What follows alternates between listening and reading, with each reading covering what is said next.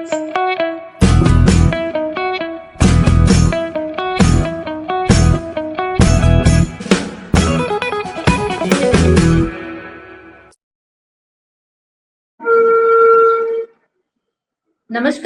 एकेएन news में आपका स्वागत है। आज का एपिसोड है 1103 और आज की तारीख है 10 अगस्त 2026। मैं हूं सीमा मणिवाल और अभी चलते हैं दिल्ली। जजों की पदोन्नति पर केजरीवाल के तीखे सवाल, क्या सत्ता के प्रति वफादारी ही योग्यता का पैमाना है?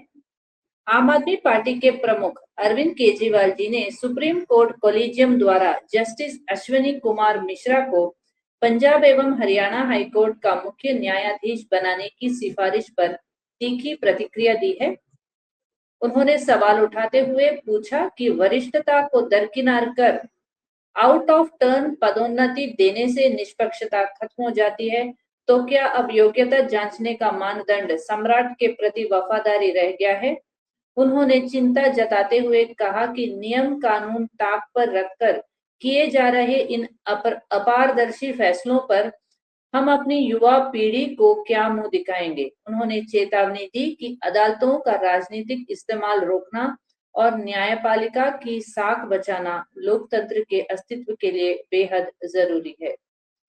दिल्ली सरकार पर 22,000 करोड़ रुपए के चावल घोटाले का आरोप। आम आदमी पार्टी के दिल्ली प्रदेश अध्यक्ष सौरभ भारद्वाज जी ने एक प्रेस कॉन्फ्रेंस में दिल्ली सरकार पर बड़ा आरोप लगाया है। उन्होंने कहा कि गरीबों के लिए आए रियायती चावल को खुले बाजार में बेचकर 3 साल में 22,000 करोड़ रुपए लूटने का प्लान बनाया गया था। भारद्वाज जी का दावा है कि 23 रुपये प्रति किलो का चावल निजी कंपनियों को 44 रुपये प्रति किलो में बेचा जा रहा था। आप नेताओं ने इस मामले की निष्पक्ष जांच और खाद्य आपूर्ति मंत्री के इस्तीफे की मांग की है। अब चलते हैं कर्नाटक की तरफ। कर्नाटक राज्य की प्रमुख खबरें राजनीतिक अपडेट इस प्रकार हैं। मंत्रालयों के बंटवारे पर मंथन। मुख्यमंत्री डीके शिवकुमार और कांग्रेस के वरिष्ठ नेता 19 नए मंत्रियों के विभागों के बंटवारे को अंतिम रूप देने के लिए नई दिल्ली में केंद्रीय नेतृत्व के साथ विचार विमर्श कर रहे हैं। बिडदी टाउनशिप परियोजना की समीक्षा। विपक्षी दलों के विरोध और स्थानीय किसानों की भूमि अधिग्रहण संबंधी मांगों को देखते हुए राज्य सरकार ने पूर्व मुख्य न्यायाधीश की अध्यक्षता में बिडदी स्मार्ट सिटी टाउनशिप प्रोजेक्ट की समीक्षा के लिए एक समिति गठित की है। कैबिनेट प्रतिनिधित्व को लेकर प्रदर्शन। ब्राह्मण संगठनों और महिला अधिकार कार्यकर्ताओं सहित विभिन्न समूहों ने मंत्रिमंडल में प्रतिनिधित्व को लेकर सवाल उठाए हैं। उन्होंने महिलाओं को मंत्री बनाए जाने और सभी वर्गों को समान अवसर देने की मांग की है। बेंगलुरु में लग्जरी होटलों पर खाद्य सुरक्षा विभाग का छापा। खाद्य एवं औषधि प्रशासन एफडीए ने बेंगलुरु के 3 स्टार और 5 स्टार लग्जरी होटलों में व्यापक जांच अभियान चलाया। कार्रवाई के दौरान 100 किलो से अधिक एक्सपायरी खाद्य सामग्री, सड़ी गली सब्जियां और बार बार इस्तेमाल किए जा रहा कुकिंग ऑयल जब्त कर नष्ट कर दिया है। टनल रोड प्रोजेक्ट का विरोध जारी। नागरिक और सामाजिक संगठनों ने बेंगलुरु की प्रस्तावित लालबाग और हेब्बाल टनल रोड परियोजनाओं के खिलाफ प्रदर्शन किया। प्रदर्शनकारियों ने इन प्रोजेक्ट्स को रियल एस्टेट के फायदे के लिए बताया और सरकार से इस काम को तुरंत रोकने की अपील की। कर्नाटक और दिल्ली से इतना ही। अब चलते हैं बिहार की तरफ। मनीष झा हमें सुनाएंगे बिहार की न्यूज। जी मनीष जी।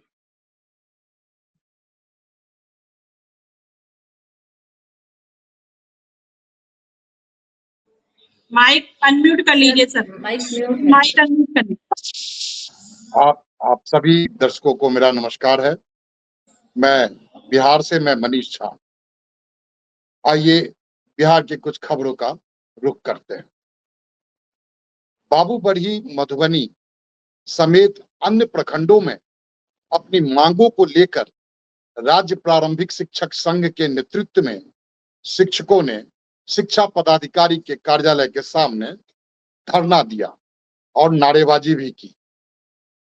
वहीं दूसरी तरफ जिला के खैरी बांका उत्तरी के उच्च विद्यालय में त्रैमासिक परीक्षा की उत्तर पुस्तिकाओं को बिना जांच के सड़क पर फेंक दिया। शिक्षा विभाग ने तत्काल कार्रवाई करते हुए हेडमास्टर समेत अन्य को तत्काल निलंबित कर दिया है। अररिया जिला से खबर है कि सीबीआई की टीम ने शनिवार सुबह उद्योग विभाग के जिला महाप्रबंधक अनिल कुमार मंडल को 50,000 रुपए रिश्वत लेते रंगे हाथों गिरफ्तार किया।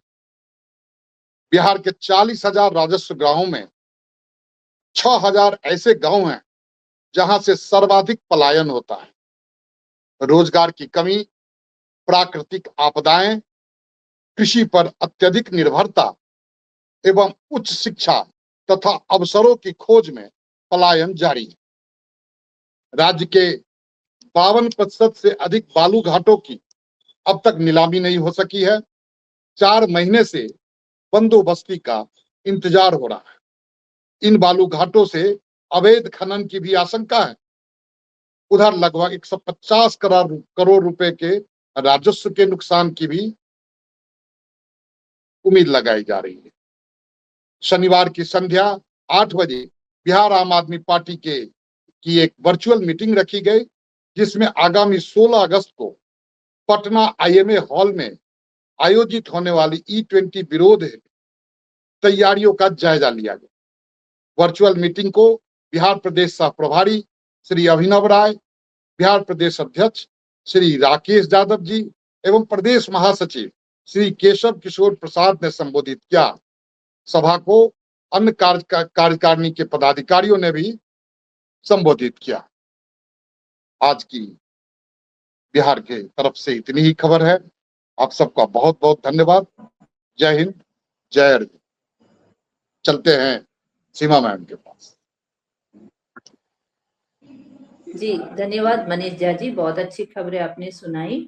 अब चलते हैं देश की बाकी राज्यों की खबरों की तरफ। जी दर्शन जी हमें सुनाएंगी। नमस्कार, मैं दर्शन शर्मा स्वागत करती हूँ आप सभी का AKN टीवी इंडिया पे।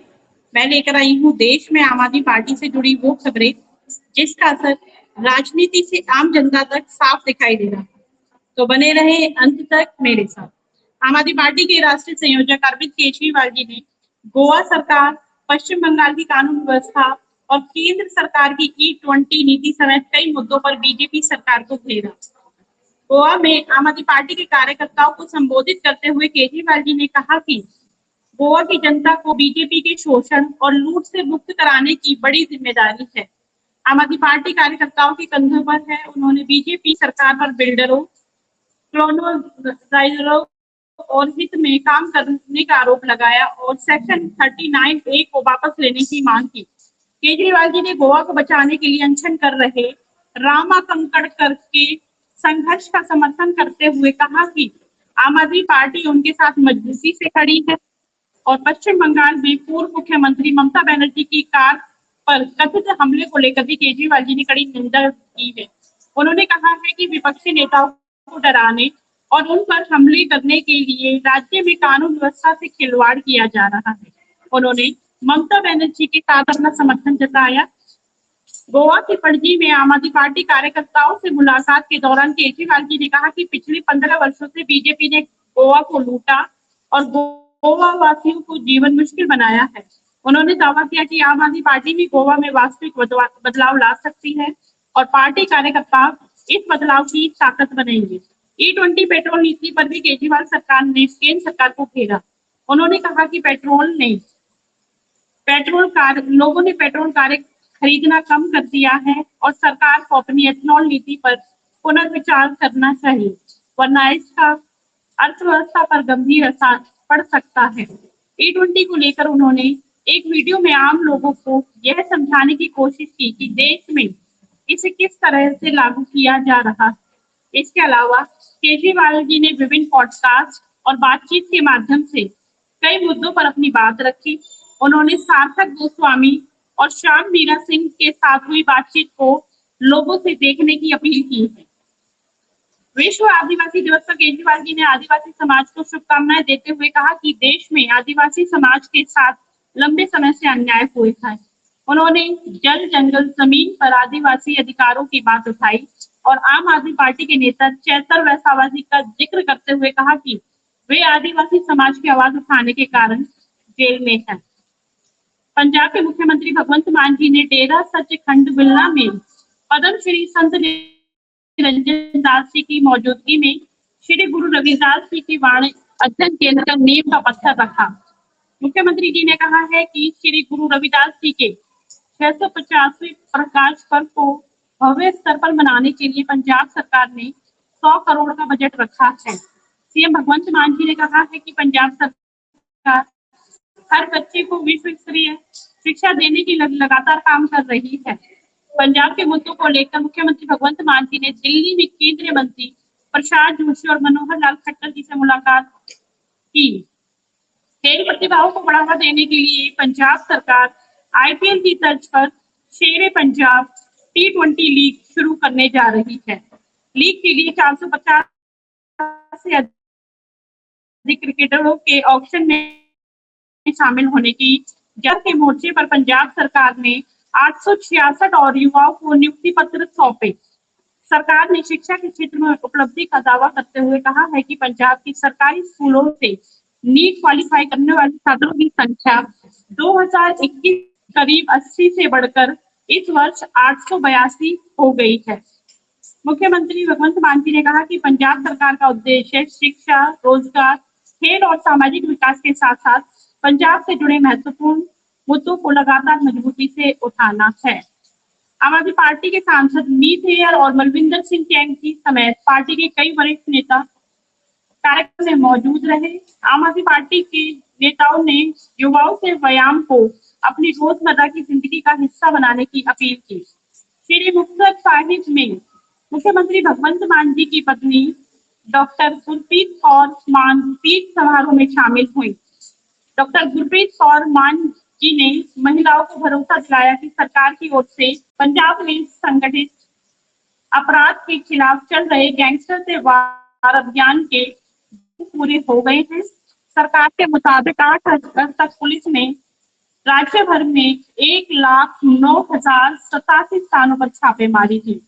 अभियान के दौरान 1,532 घोषित अपराधियों और 853 गैंगस्टरों सहयोगियों की गिरफ्तारी का दावा किया गया है।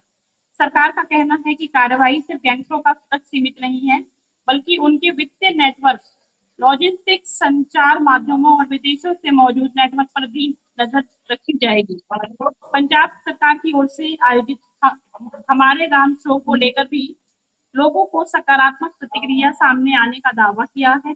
सरकार का उद्देश्य नई पीढ़ी को भारत की धार्मिक और सांस्कृतिक विरासत से जोड़ना है। गरियाबंद छत्तीसगढ़ विश्व आदिवासी दिवस के अवसर पर छत्तीसगढ़ के गरियाबंद जिले में अखिल भारतीय आदिवासी विकास की परिषद की ओर से आयोजित विशाल कार्यक्रम में पार्टी के वरिष्ठ नेता एवं राज्यसभा सांसद संजय सिंह जी मुख्य अतिथि के रूप में शामिल हुए। संजय सिंह जी ने आरोप लगाया है कि छत्तीसगढ़ की बीजेपी सरकार पर मोदी अडानी का प्रभाव है और आदिवासियों की जमीन। सिंह जी ने बीजेपी की तिरंगा यात्रा से जुड़े कथित वीडियो का हवाला देते हुए तिरंगे के कथित अपमान पर भी सवाल उठाए हैं। संजय सिंह जी ने राम मंदिर निर्माण, जमीन खरीद और दान पात्र से जुड़े कथित भ्रष्टाचार के आरोपों को लेकर भी केंद्र और बीजेपी सरकार पर निशाना साधा है। उन्होंने मांग की है कि इन आरोपों की निष्पक्ष और गहन जांच हो और यदि कोई व्यक्ति दोषी पाया जाता है तो उस पर सख्त कार्यवाही होनी चाहिए। संजय सिंह जी ने पेपर लीक के मुद्दे पर भी बीजेपी सरकार को घेरा।